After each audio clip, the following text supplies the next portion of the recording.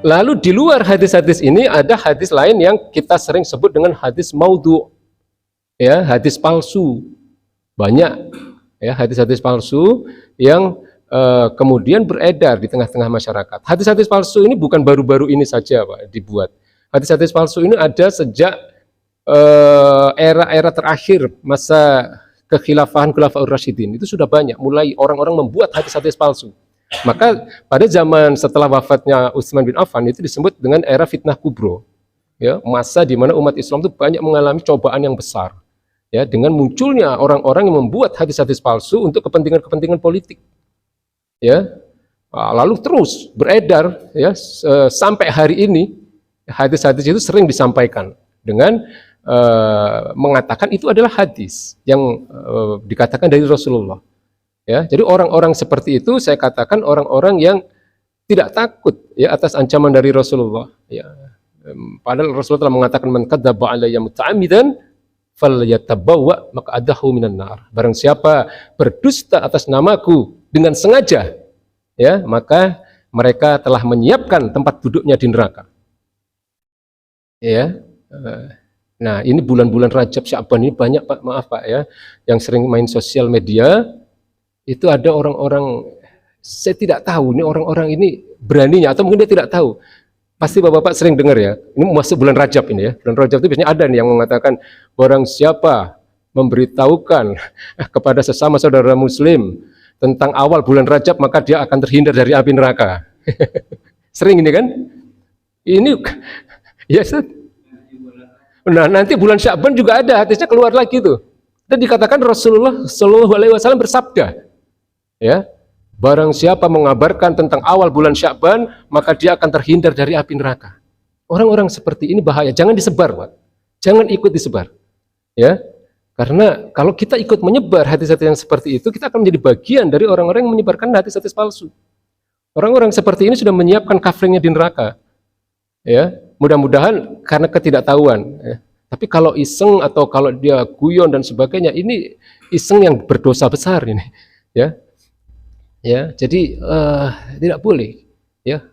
Man kadzdzaba alayya muta'ammidan faqad falyatabawa maq'adahu minan nar. Ya. Utlubul ilma walau bisin. Ya. Tuntutlah ilmu walaupun ke negeri Cina. Ya, ini diteliti oleh para ulama hadis. Ya. Jadi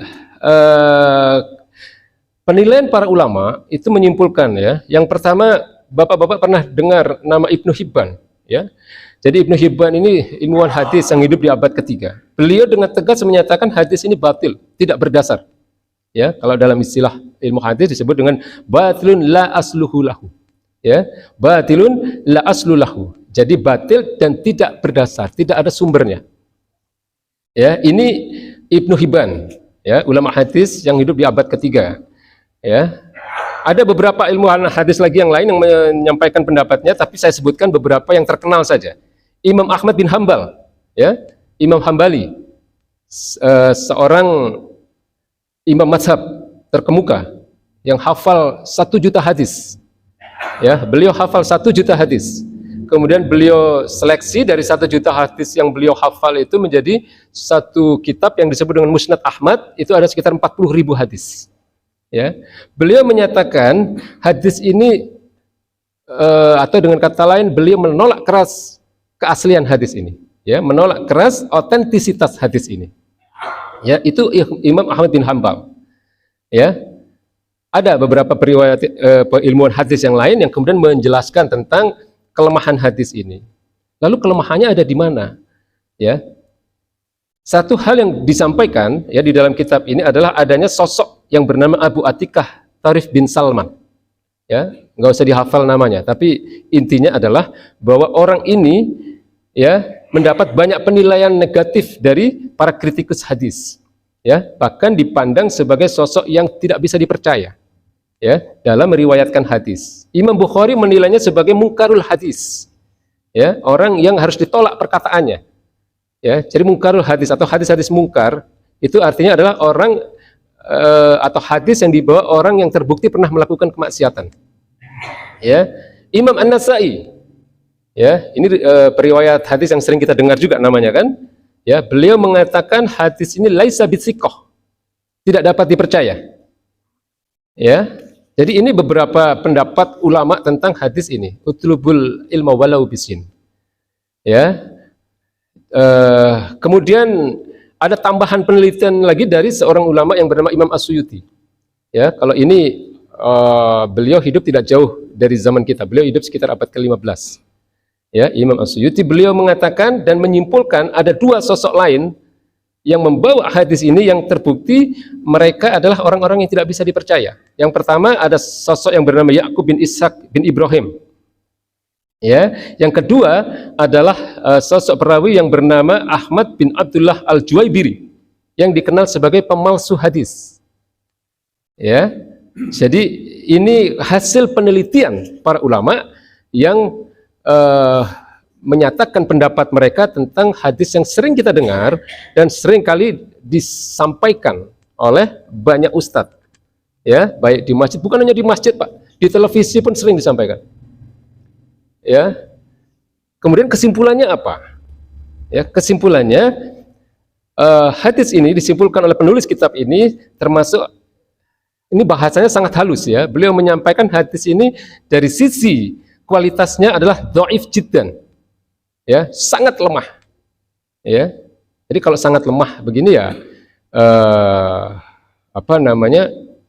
sudah tidak layak untuk dijadikan sebagai landasan ya. Bahkan kemudian sebagaimana yang disampaikan oleh Imam Ahmad bin Hanbal tadi bahwa ini hadis tidak asli. Kalau tidak asli berarti palsu. Ya, hadis palsu. Ini Imam Ahmad bin Hanbal yang mengatakan, bukan saya. Ya, tapi hadis ini kan bagus Ustaz maknanya. Ya, ini kan memotivasi kita untuk mencari ilmu. Ya. Banyak hadis sahih, banyak ayat-ayat dalam Al-Qur'anul Karim yang lebih layak untuk ditampilkan sebagai dalil kalau untuk persoalan memotivasi untuk mencari ilmu. Saya kan kadang-kadang sering sampaikan di awal-awal kajian. Ya. Ada yang mau menyampaikan, mungkin ada hadis-hadis yang populer tentang mencari ilmu. Thalabul ilmi fardhatun ala kulli muslim misalnya. Itu lebih sahih. Ya. Tapi sampai muslim saja ya. Thalabul ilmi fardhatun ala kulli muslim. Wal muslimatnya itu dhaif. Ya. Jadi sahihnya itu hanya sampai muslim saja. Thalabul ilmi fardhatun ala kulli muslim. Ya, mencari ilmu atau menuntut ilmu itu wajib bagi setiap muslim.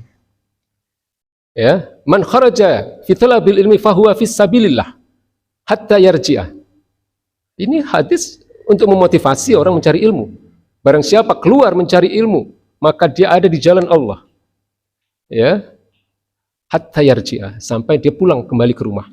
Ya. Bapak-bapak hadir ke sini, dari rumah ke sini, langkah-langkah bapak itu sampai pulang ke rumah nanti amalannya dihitung sebagai amal jihad. Dan ini hadisnya insya Allah sahih, minimal hasan. Ya, artinya makbul, ya, bisa dijadikan sebagai dalil. Ya, karena ada yang bilang sahih, ada yang bilang hasan, para ulama. Ya, atau ayat, wah ayat paling enak, nggak bisa dibantah kalau ayat. Ya, ayat tentang menuntut ilmu ada yang hafal kan? Ini sering disampaikan ini. Ya, Al-Mujadalah ayat 11. Potongan ayatnya bagaimana Ustaz? Yarfa'illahu alladhina amanu minkum walladhina utul ilma darajat. Itu ayat jauh lebih mantap kalau mau disampaikan, ya, kalau kita mau memotivasi orang mencari ilmu. Ya. Atau ada lagi, may yuridullah bihi khairan yufaqihu fiddin. Ya, barang siapa yang diinginkan oleh Allah Subhanahu wa taala menjadi lebih baik, maka Allah akan memahamkan dia tentang agama. Ya, ini hadis-hadis yang lebih sahih, ya, yang lebih makbul, ya. Nah, ini akan terus kita sampaikan ya. Menuntut ilmu sesuatu yang wajib, ya. Tapi ada satu hal yang lebih penting dari ilmu, apa Pak? Adab. Ya, ilmu nggak ada artinya kalau orang nggak punya adab. Ya, al-adab fauqal ilmi. Adab itu lebih tinggi dari ilmu. Imam Syafi'i itu 20 tahun belajar kepada Imam Malik. Ya, 18 tahunnya belajar adab, Pak. Bagaimana adab seorang murid terhadap guru. Bagaimana adab terhadap sesama kaum muslimin. Bagaimana adab seorang anak terhadap orang tua. Imam Syafi'i yang kita tahu beliau adalah salah satu imam terbesar, imam mazhab yang kita anut ya, dianut oleh sebagian besar kaum muslimin di Indonesia ini, dia adalah murid dari Imam Malik. 20 tahun beliau belajar, 18 tahunnya belajar adab. Dan salah satu yang kisah populer tentang beliau, ya, saking hormatnya dia kepada gurunya, suatu hari beliau itu datang ke rumah Imam Malik, ya, karena beliau tidak mau mengganggu gurunya. Beliau tunggu itu di depan pintu, Pak. Beliau tidak mengetuk pintunya. Beliau tunggu di depan pintu sampai gurunya keluar, karena dia tidak mau mengganggu kegiatan gurunya yang ada di dalam rumah. Sehingga semalaman sampai subuh, ya, baru Imam Malik keluar. Ya. Dan apa yang beliau lakukan? Semalam beliau menunggu Imam Malik keluar itu. Beliau menghafal kitab hadis yang ditulis oleh Imam Malik yang bernama Al-Muwatta. Tahu kan? Al-Muwatta itu kitab hadis yang ditulis oleh Imam Malik. Dan satu malam itu beliau hafal. Imam Syafi'i itu. Orang ulama sebesar itu sangat menghargai, sangat mengerti adab bagaimana seorang murid terhadap gurunya. Jadi rata-rata orang tua, ulama-ulama masa lalu, ya, orang tua Imam Ahmad bin Hambal misalnya, pertama yang disuruh itu bukan mencari ilmu agama. Pertama yang mereka perintahkan, ya, yang diperintahkan oleh para orang tua ini adalah kalian belajar adab dulu kepada ulama-ulama besar. Ini pertama belajar adab dulu. Ya.